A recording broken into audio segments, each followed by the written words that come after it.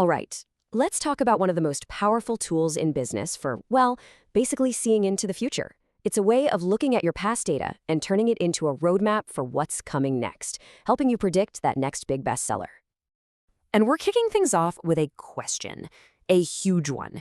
It's the kind of question that every single business on the planet is constantly asking itself, a question that can literally be worth billions of dollars. Seriously, just think about that for a second.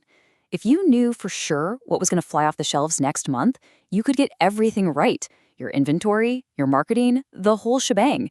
It would feel like having a superpower, right? Well, here's the thing. It isn't magic, it's math. And this method, regression analysis, is the key to unlocking those kinds of predictions from the data you already have. So, what exactly is regression? I know, the name sounds a little intimidating, doesn't it? But the actual idea behind it? It's surprisingly simple. It's really all about finding the hidden patterns that connect the dots in your data. Okay, so here's the official definition. It's a way to find the relationship between different things or variables. Think about it this way. The thing you want to predict, like your total sales, that's one piece of the puzzle. Then you have all the things that might influence your sales, like your ad budget, your pricing, maybe even the time of year. Regression is what tells you exactly how much each of those factors actually matters. But you know what? Let's push the jargon aside. The best way to really get this is to just picture it. So forget spreadsheets and algorithms for a moment and just imagine this is really the heart of it. Picture taking all your past sales and just plotting them as a bunch of dots on a graph. It probably looks pretty messy, right? Kind of all over the place. Well, regression analysis cuts through all that noise and draws the one single line that best fits all those scattered dots. It reveals the underlying trend, showing you the real direction things are heading. Okay, a line on a chart is cool and all, but what do you actually do with it? How does this translate into real-world, dollars and cents decisions? Well, this is where it gets really interesting, and where regression goes from a neat concept to an absolutely critical business tool.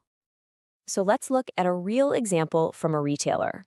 After running their numbers through a regression model, it spits out one single, incredibly powerful number. This one, 5%. But 5% of what? What does that even mean? And here's the answer. This is where it all clicks. The model found a direct, clear-as-day relationship. For every extra $1,000 they put into their ad campaign, they can reasonably expect a 5% jump in sales. And just like that, the marketing budget is no longer a shot in the dark. It becomes a calculated strategic investment. And that power, the power to connect a specific action to a specific outcome, that's the whole game. But, and you knew there was a but coming, right?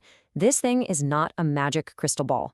It's powerful, for sure, but the model is only ever as good as the information you give it. This is so important to remember.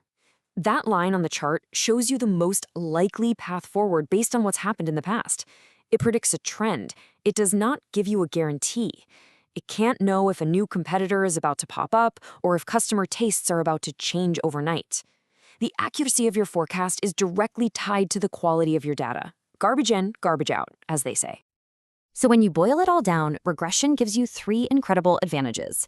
It helps you uncover those hidden relationships you might never have noticed. It helps you use those relationships to forecast what's coming. And most importantly, it helps you make smarter decisions based on hard evidence, not just a gut feeling. And that leaves us with one final critical question to think about. We've seen just how powerful this tool can be at turning data into a forecast. But what happens if that data you're feeding it is flawed? What if it's incomplete or messy or just plain wrong? Because at the end of the day, even the most brilliant model in the world is only as good as the numbers you give it.